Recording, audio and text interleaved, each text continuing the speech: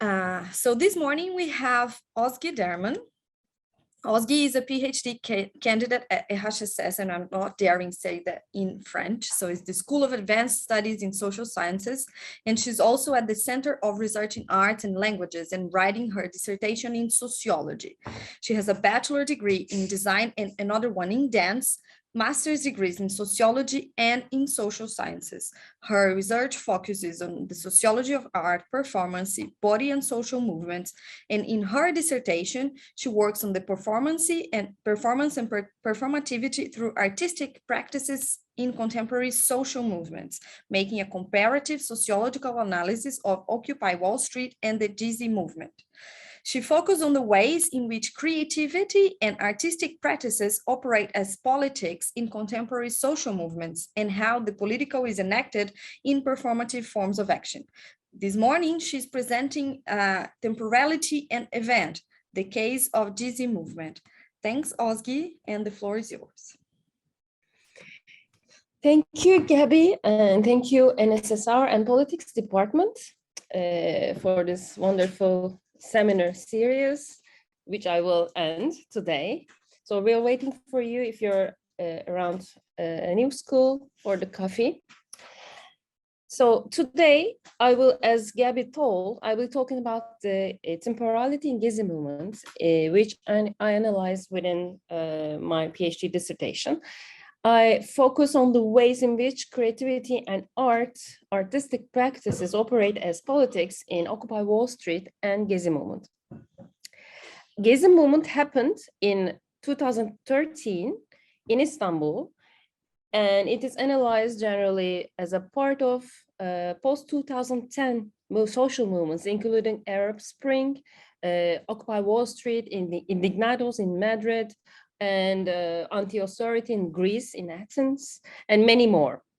So for those who don't know what happened in Istanbul in Gezi movement, I will explain very briefly. It occurred resulting from the government's decision and act of the demolition of Gezi Park in Istanbul as a part of the gentrification and urban restructuring project in Taksim neighborhood. And it was a movement to avoid the construction of a mall in the place of the park. Basically, primarily, it was the movement to avoid the construction of the mall. The reaction of the people was to go out on the streets and occupy the park, while the movement expanded as a result of extreme police violence and government officials' discourses. So today, when we look at the 2022, just a month ago, the members of the Taksim Solidarity Group in Gezi movement, they are 7 members, they are sentenced to 18 years. And Osman Kavala, a philanthropist, he is sentenced to life because of this movement. In today's presentation, I'm investigating in which forms the temporal elements and their combinations appeared in space and time of action, and how these configurations generated new spaces of appearance and performativity, and to which extent artistic and performative actions operated in temporal terms within the Gezi movement. To begin with, I want to share my screen. So, okay, can you see it? Yes, okay, great. Slideshow, yes. Okay, great. So you can see here, just before starting, some scenes from Gezi movement. The first one with the red dress, it was the beginning of the movement. Actually, it was the first group that was in the park to avoid the demolition of the park, and then things happened, so you can see. So to begin with, based on my ethnographic research, observation, and long-term research, I argue that there exist various contradictions in temporal terms. First, it is between stability and the temporariness of the actions and moments. The stability as the act of occupation of Gezi Park through the erection of tents and other structures in the park that lasted 3 weeks. It was temporary because it lasted 3 weeks. Then it was evacuated by the police. It's the same for the barricades. There were multiple barricades around the park. And in Taksim neighborhood, imagine it's like Union Square and the park as the Union Square Park, but bigger. So it was a pretty central area in Istanbul. For the ephemerality, temporariness, the ephemeral actions such as inscriptions and graffiti on the walls and on the ground in and around the park, very visible in Taksim neighborhood, but also across the country, everywhere in Turkey. Another example is performances appearing all of a sudden and then disappearing, such as the musical performances and dance. For example, piano man Davide Martelli, he's a German pianist who played his portable piano in the Taksim Square for 3 evenings and nights. And as I said, barricades as well around the park, all demonstrating the liminal being, the in-betweenness of stability and ephemerality. Second contradiction is between the slow pace community feeling and peace and hyper-speed movement and sense of uneasiness in and around the park. The strong, uncontrollable passages in between the slow-paced feeling, mostly within the park, and the hyper-speed movement, very much instigated by the police violence. Pretty instantaneous, unexpected changes happening all the time within the 3 weeks of the Gezi movement. Those passages also reveal the pluri-rhythmicity of actions and movements. Third contradiction, or now we can say the liminal being, is between the past and the present in many different ways, such as the use of slogans, the symbols, repertoires, discourses of the past, all generations. From 68, workers' movement, old traumas, victories, national victories, and also the spirit of the present, new generation, social media, the fluidity of actions. As we know, the fluid life, as Bowman argues, and the society and eternal ephemerality, as Costas argues.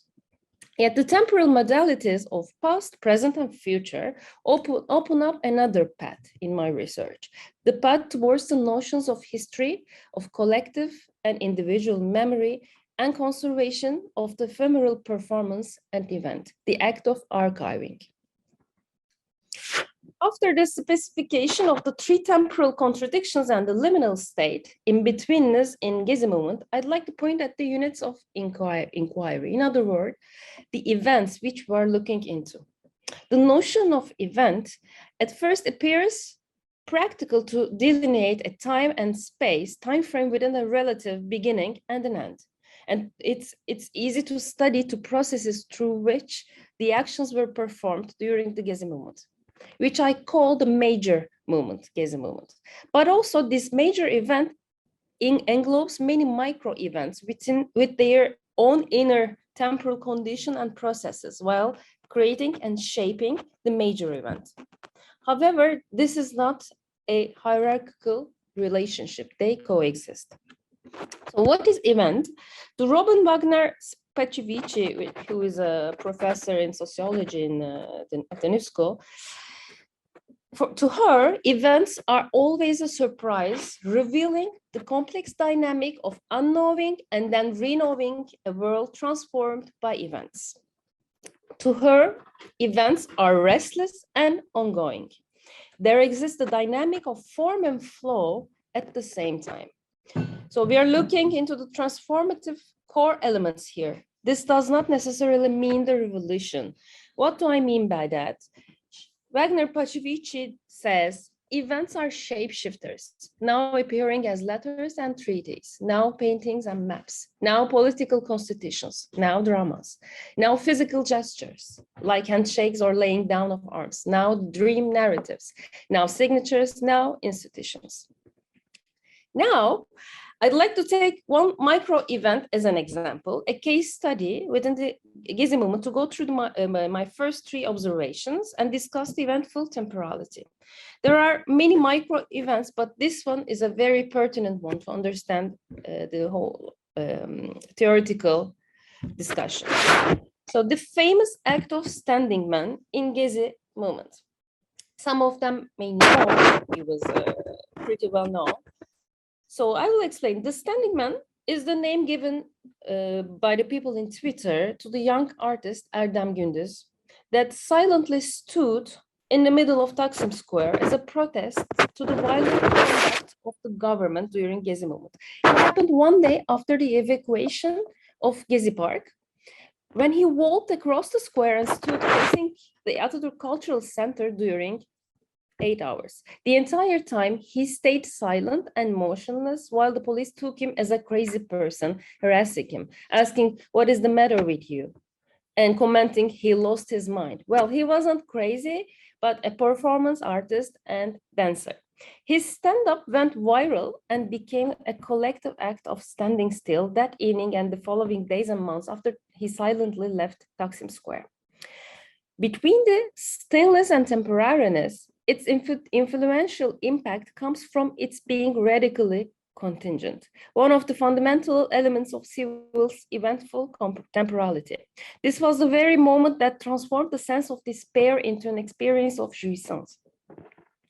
From the micro-gestural level to the macro level of assembled bodies of nonviolent resistance, the influential and transformative impact of this act lies in the fact that it was radically contingent. Contingent, unexpected, and inherently unpredictable events, according to civil's eventful concept of temporality, can undo and alter the most apparently durable trends of history. Many events like this micro-event did not conduce to revolutions, subvert the government, or dismantle capitalism, yet they brought about transformation within the existing system.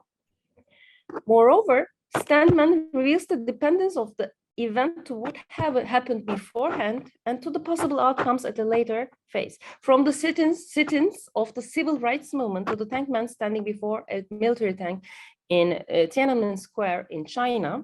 Do you have a paper that you run or something? Okay. Okay. Okay, thank you. So from the sit-ins in United States during civil rights movement to the tank man standing before a military tank in Tiananmen Square in China, there exists a causal dependency. Civil's notion of path dependency, assuming the causal dependence of subsequent occurrences on prior occurrences, also resonates, since Erdem's act of standing motionless and silent was connected to a whole range of actions, political or artistic, occurred in the past, occurs at present, and will occur in the future. And the structures do not remain uniform through time, and events may alter social causality. What happened in Standing Man's case was the artist unexpectedly performed a gesture that changed the flow of the tide, demonstrating a single micro-event's influence. It blurred the violent memory of the end of the occupation. Then, when people followed and reproduced the act in Taksim Square and other public squares, the individual stand-in transformed into a collective act of disobedience. He did checkmate the authorities, in his words. So here on the screen, you can see the moment that it became a collective act in Taksim Square, probably towards the end of his performative action. So there are people around him and trying to stand still as him, but he stayed still and silent all the time. The stillness, the stability of Erdem's body was also temporary, ephemeral, like the occupation of Gezi Park and many other micro events. This fluidity of action seems to follow the logic of our times, Beaumont's liquid modernity. He points out the mobility and instability in contemporary society, and he criticizes the temporariness and flexibility also in cultural terms, where the networks replace structures. But this very instability and flexibility becomes a tool for the transformation through imagination. Events bring about changes and transform how the actors act and react, whether they are or they are not physically in those events. As violent and undemocratic events do not cause total eradication of democracy and shut down all spaces of resistance, the insurgent events do not fundamentally break with the past structures altogether. Indeed, David Graeber's account of imagination as the genesis of transformation embraces the creation of democratic institutions to organize festivals of resistance that ultimately led to confrontations with the state, instead of the idea of insurrection that overthrows the state to create new structures and to liberate the imagination of people afterwards. His concept of imagination refers to mobility entirely caught up in projects of action that aim to have real effects on the material world, as such, always changing and adapting. So now let's look at the idea of transformation and relationship between the past and present in another way, talking about another performative action. As I discussed, the Standing Man also calls for the collective memory of resistance in the world through the endurance of a single body. Another performative action, a remake of a performance in Gezi Park during the movement, revealed the reconstruction of the past in present time. Performed 4 times by Mihran Tomasyan during the movement, this performance was created first in 2010, after the assassination of Armenian journalist Hrant Dik in 2007. I first watched it in 2015 or 16, after the assassination of Kurdish lawyer Tahir Elçi, for example. It strongly calls for the collective memory of traumatic events in Turkish history and exposes the repetitive story of violence. It is the reenactment, reliving, and reiteration of an event or a moment from the past. However, with the Gezi movement, the artist adds new material to the performance, and the narrative only makes sense to the audience as a result of their shared memories.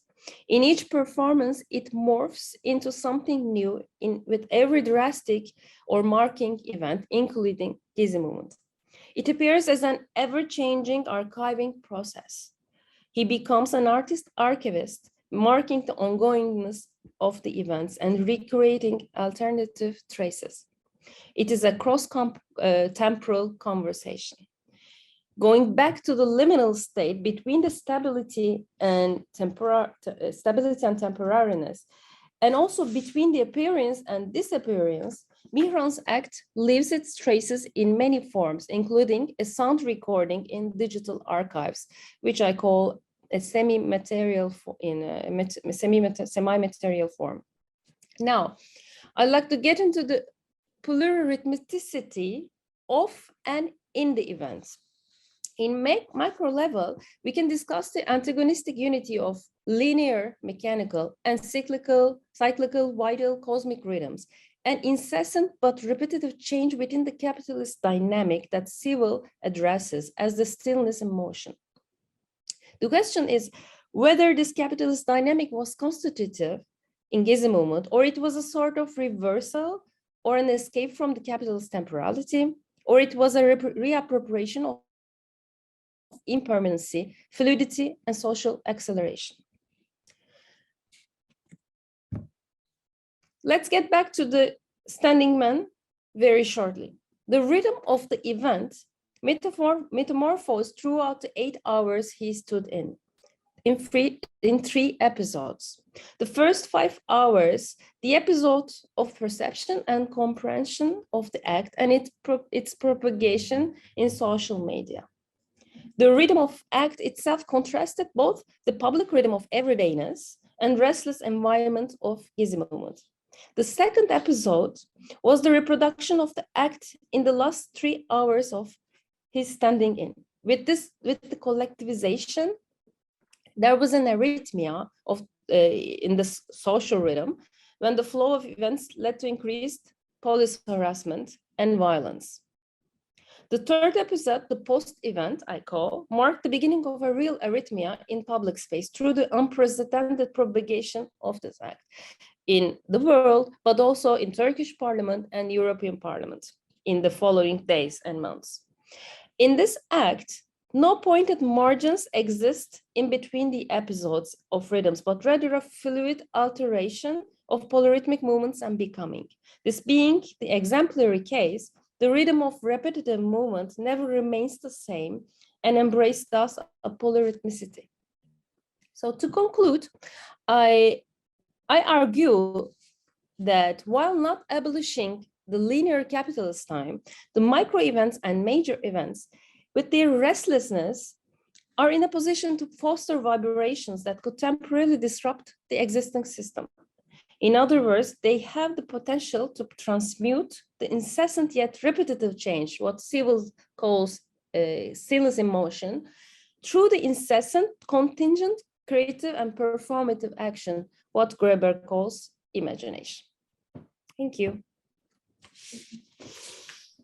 Thank you a lot, Özge.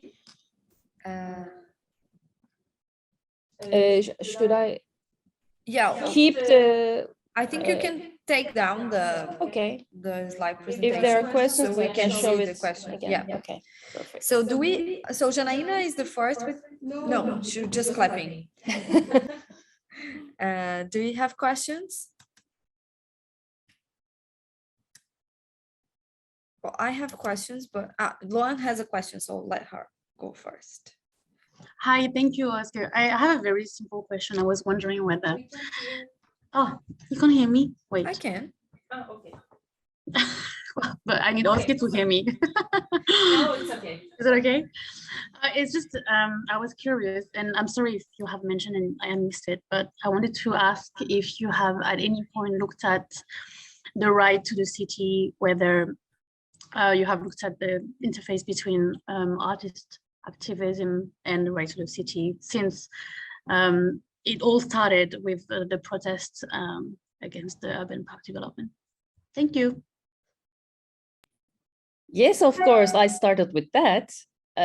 Not within temporality. I wrote almost more than 100 pages on speciality of the movement.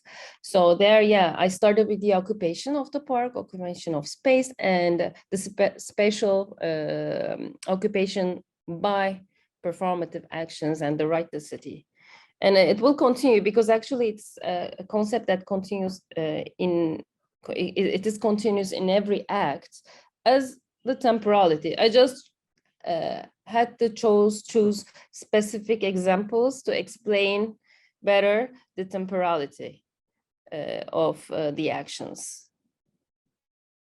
But the idea of temporariness, actually, it started with this idea of spatial occupation. It was so, you know, it developed through this part to the second part of temporality. Thanks, Özge. Do we have one? Well, I'll just shoot my question in while people think about it. So I have two questions that might be a bit, you know, simple for someone that doesn't deal with performance a lot, but maybe. So one, do you make any how do you make a difference on political performance or like the objects you're looking at and art or something else that is not political? I mean, is there a way to draw this difference, or you're not too worried about it? Is it about the subject or about the way they do it? And my other question would be, do you relate these events like Gezi movement or even Occupy Wall Street with civil disobedience? I mean, do you deal with these concepts of like civil disobedience? With sometimes they are the ones that within political theory we're dealing with these movements you're dealing with. So I was wondering if you think about it or talk about it at some point. Thank you. So the first question, yeah, it's a big question actually about the art and political art. I'm not looking at political art per se, because I'm looking at everything creative and performative, even when the maker doesn't think it's an act of art. So for example, yeah, today it was about the temporality. It was about standing man he's actually a dancer, but when he went there, he was stood there just to protest, but his ability as a dancer allowed him to stay there that long. And the second example was, it's a performance, and he made another performance, which has some political inner qualities in the work of art, let's say. But for example, in other instances, there are actions that happened as political act, but creative. So I take them also as performative creative actions. So I don't draw that kind of line. So I call the subjects, let's say, as activists, artists, and participants. They're all the same to me. For example, in Occupy Wall Street, you have handmade signs. It's the primary aesthetic in Occupy Wall Street. And there, the people who are doing handmade signs, they're not necessarily artists. They're like normal participants to the movement, maybe just one time, maybe every day there. So it makes still an act of creativity and act of politics at the same time. So I don't draw that line in between. I try to put them together actually in this work. And the second was, what was that? It was about civil disobedience. Oh, yeah. So, yes. Okay. So yes, of course, civil disobedience as a concept, it comes all the time when I'm looking into these acts. For example, the act of standing man, it's also considered as civil disobedience of a single man, then became collective act, collective civil disobedience. I will write about that. I'm not there yet, but it's in third part that I will discuss about the concept and how that can be can be taught in Gezi movement and Occupy Wall Street.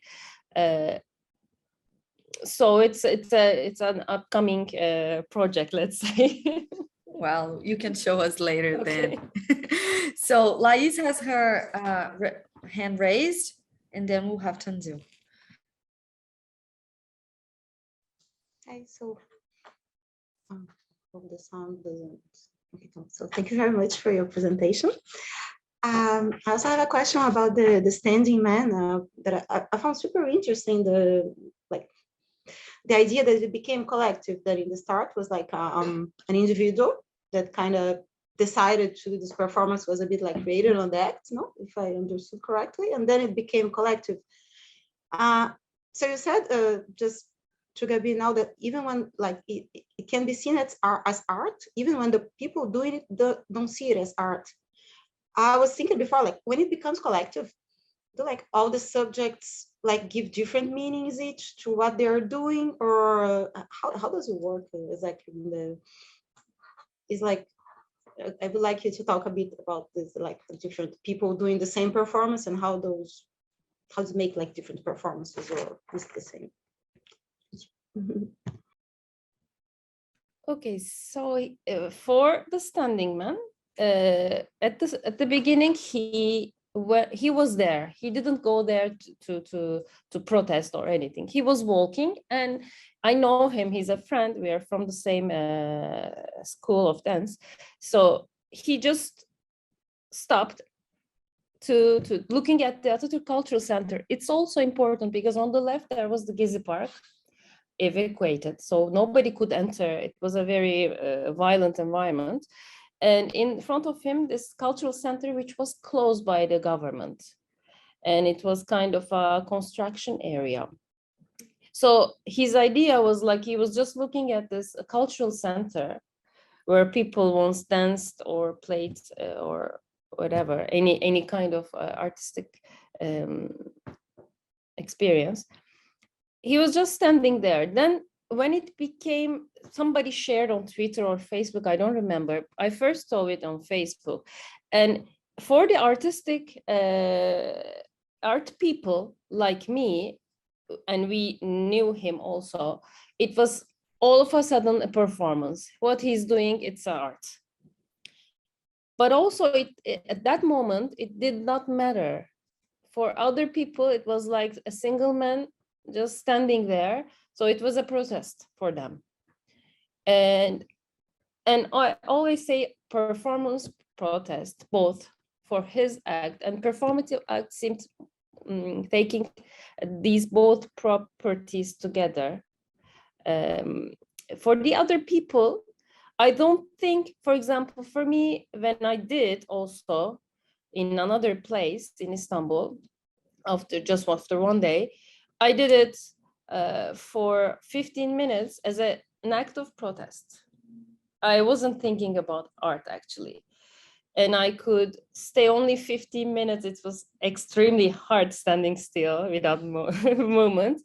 And I was trained to do body work. So it was extremely difficult. And for the other people, nobody stood like him, long like him. But it became a symbol of endurance of the body, because we, as the bodies are extremely vulnerable against the police violence. So it became a completely political act for everyone. So except the art people, dance people, let's say, it was more a protest rather than art.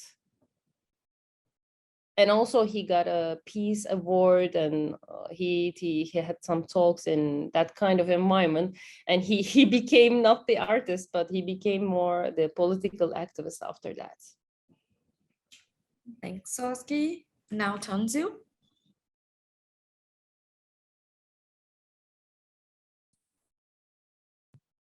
Yeah, is that works? Yeah.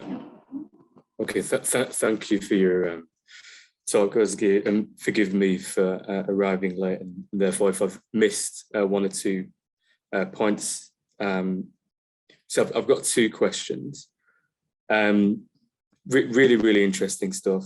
I find this kind of, reading really fascinating and interesting, because if I was to see a standing man at a protest, I wouldn't be able to extrapolate all of these things. So I learned a lot. Can you say more about how these performances disrupt linear capitalist temporality? And can capitalist temporalities only be linear? So if we think about capitalism's ability to adapt, particularly in moments of crises, is that also attached to how it's able to reconfigure its own temporalities? And does that also shape the temporalities of the performance?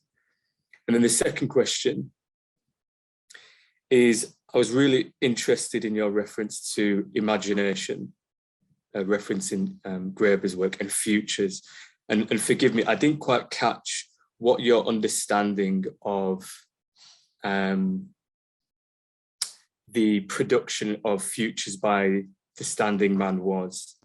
But I'm assuming because the performance is about imagining other possibilities, it's a kind of non-teleological future. It's not as you reference, it's not a path-dependent future, right?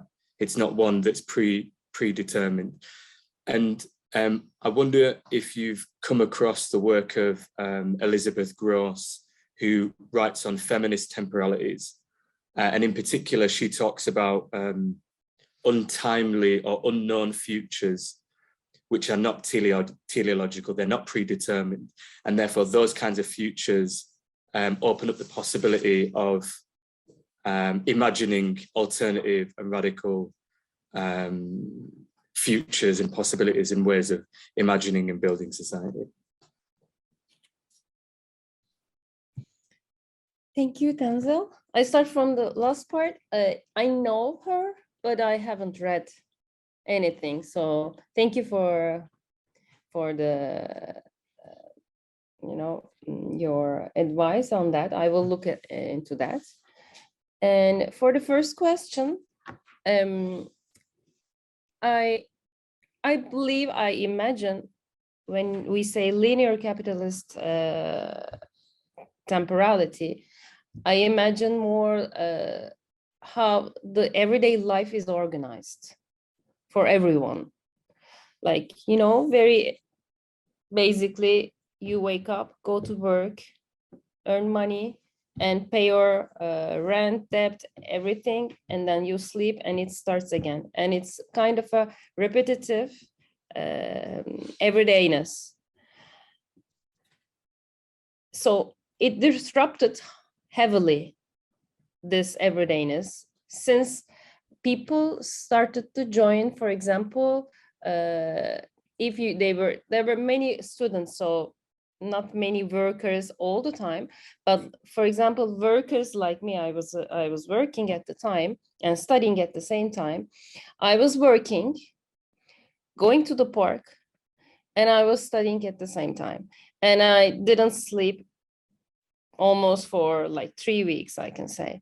So I know people who did not, who, for example, in the morning, early morning, they go to the park, and then from there, if they work around, they go to their jobs, work space, and then at the end of the day, they go there, or maybe in the lunch break. So in that sense, there was a multiple, it happened the same way in Occupy Wall Street also. Like my interviewers told me that, the workers especially. And it in everydayness, it disrupted the this temporality, very linear and very conservative, let's say, temporality. It was disrupted. But I don't think actually that captures temporality in that sense. If we look in more in a bigger picture, it's not also linear, in the sense that it's cyclical, because it's repetitive, as Sibyl was telling. Like it doesn't stop, it doesn't stop, and it's incessant. Okay, I found the word. Incessant but repetitive. So it's in that sense cyclical, but it breaks because it opens the people's minds to the system, against the system. In that sense, it makes people think in every social movement. It's not to this movement, of course. In every social movement, I think it makes you think in your everydayness what's going on in your life, in the world. So you try to find ways to protest or to disrupt in your way. And this is why I was telling, I'm not looking into major revolutionary changes, but little transformations in everydayness. So what these micro events were doing, that they were disrupting this cyclical and linear capitalist temporality.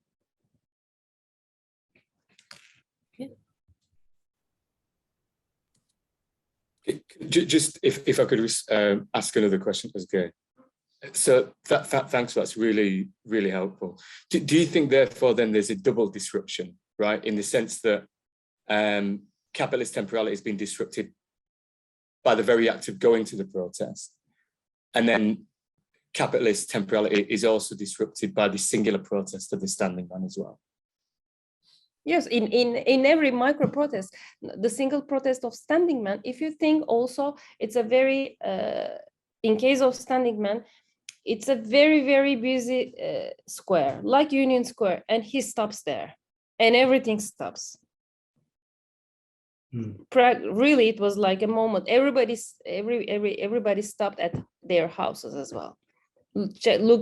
Trying to understand. For the first 2-3 hours, it was very intense because nobody could understand what was happening except those who knew him personally, like me. I knew, but for for a person who doesn't know him, it's not very easy to understand. So it stopped the city center, all the circulation in that area, circulation of people.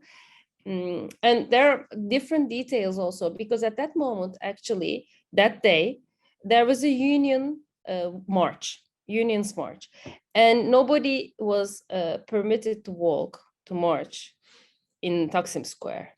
So he was angry with that also. He told me in his interview, it was one of the reasons.